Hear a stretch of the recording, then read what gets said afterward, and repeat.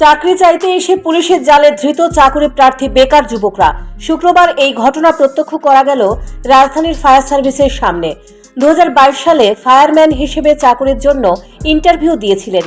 আজ পর্যন্ত তাদের মৌখিক পরীক্ষা যেমন নেওয়া হচ্ছে না, তেমনি ফাইনাল লিস্ট প্রকাশ করা হচ্ছে না। শুক্রবার চাকরি প্রার্থীরা চাকরি চাইতে আসলে সেখানে দমকল আধিকারিকদের সঙ্গে তাদের তর্ক বিতর্ক বাধে। কারণ আধিকারিকদের একাংশ বেকার যুবকদের বলতে চাইছেন না আসলে নিয়োগ প্রক্রিয়া বন্ধ করার পেছনে কী রহস্য লুকিয়ে আছে। তারা বারবার বললেও আধিকারিকদের কেউ এই বিষয়ে সুস্পষ্ট কোনো জবাব দেননি। বেকারদের অভিযোগ, 2022 সালের 6 মে তারা ফায়ারম্যান হিসেবে ইন্টারভিউ দিয়েছিলেন। 2023 সালের 8 জানুয়ারি তারা লিখিত পরীক্ষা দিয়েছিলেন। এরপর ইচ্ছাকৃতভাবেই তাদের নিয়োগ প্রক্রিয়া স্তব্ধ রাখা হয়েছে। এই তো গত 2022-এ মে মাসের দিকে আমরা ফায়ার সার্ভিস ইমার্জেন্সি থেকে একটা রিক্রুটমেন্ট বেরিয়েছিল। আমরা তারপরে বিভিন্ন ডিস্ট্রিক্টে ফিজিক্যাল সুস্থভাবে হয়েছে। তারপরে নেক্সট ডিস্ট্রিক্টে 2023 জানুয়ারি মাসে 8 তারিখে রিটেন এক্সাম হয়েছে। তারপরে আজকে 2 থেকে 2.5 বছর 3 বছর যাবো দিয়েছে। বাকি যে ভাইভা প্রসেস এবং ফাইনাল মেরিট লিস্ট আউটটা, ওইটার কোনো খবর নেই, কোনো কিছু নেই।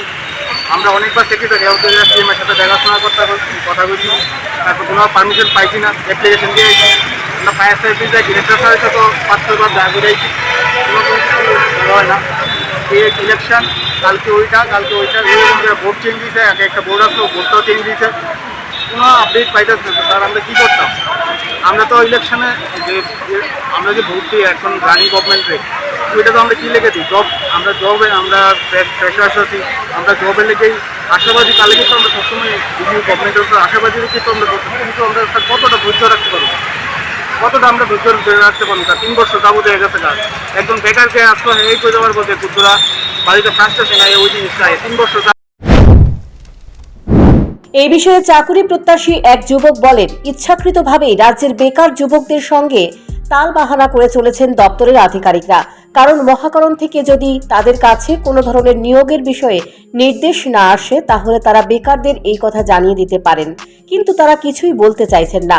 কোথাও চাকুরি প্রদানে বাধা, তারা সেটাই বলতে চাইছেন না, কেবল একের পর এক তাল বাহানা করে যাচ্ছে। আমরা 6 তারিখ মে মাস 2022 ইন্টারভিউ নেওয়া হয়েছে, এক্সামগুলো দেওয়া হয়েছে, এখনও আমাদের কোনো কিছু দেওয়া হয়নি। তার জন্য আমরা আজকে সবাই মিলে ডেপুটেশন দেওয়ার জন্য আগে সবাই। কবে নেওয়া হয়েছিল ইন্টারভিউ? কিন্তু প্রায় 3 বছর লাইন হচ্ছে, 2022-এ 6 মেতে নেওয়া হয়েছে ইন্টারভিউ। এখন তোমরা কি চাও? তখন আমরা এটাই চাই, আমরা এক্সামগুলো শেষ করছি, এটা কোনো কিছু খবর পাইতেছে না, কী হচ্ছে না হচ্ছে, সেজন্য আমরা মানে এখানেই আসছিলাম যে খবরটা পাওয়া যায়। আচ্ছা, কতজন তোমরা এক্সাম দিছিলা টোটাল? 1700। আচ্ছা। এদিকে চাকুরি প্রার্থী যুবকরা বারবার বলা সত্ত্বেও আধিকারিকদের পক্ষ থেকে তাদের সঙ্গে কোনো ধরনের সহযোগিতা না করায় তারা ক্ষুব্ধ হতেই বেকারদের বিরুদ্ধে পুলিশকে লেলিয়ে দেওয়া হয়েছে। এরপরেই পুলিশ তাদেরকে গ্রেপ্তার করে এডিনগর পুলিশ মাঠে নিয়ে যায়।